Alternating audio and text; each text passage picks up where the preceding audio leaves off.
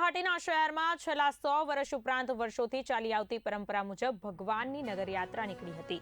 દર વર્ષે અત્રેના રામજી મંદિર ખાતેથી હોળીના બીજા દિવસે પ્રભુને પાલખીમાં પધરાવી ભજન કીર્તનની રમઝટ સાથે નગરયાત્રા નીકળે છે।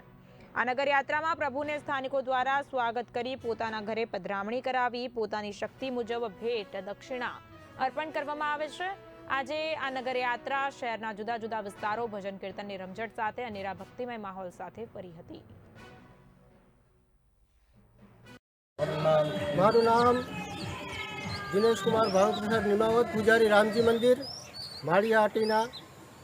આજરોજ હુતાશ્રીના બીજા દિવસે દર વર્ષની જેમ એટલે લગભગ 90 થી 95 વર્ષ જૂની પરંપરા મુજબ આજના દિવસે ભગવાન કૃષ્ણનું બાલ સ્વરૂપ માળિયા શહેરની અંદર અને વાડી વિસ્તારની અંદર ફરવા માટે, વિચરણ કરવા માટે, વિચરવા માટે ભગવાન નીકળતા હોય તે માટે ગામજનો તેમજ વાડી વિસ્તારના ક્ષત્રિય સમાજના ભાઈઓ તેમજ ગામના તમામ સમાજના ભાઈઓનો ખૂબ ખૂબ સહકાર મળે છે। દર વર્ષની જેમ આ વર્ષે પણ આજના દિવસે અમે બધા જ ગામજનો તેમજ મંદિરના ભાવિક ભક્તજનો સૌ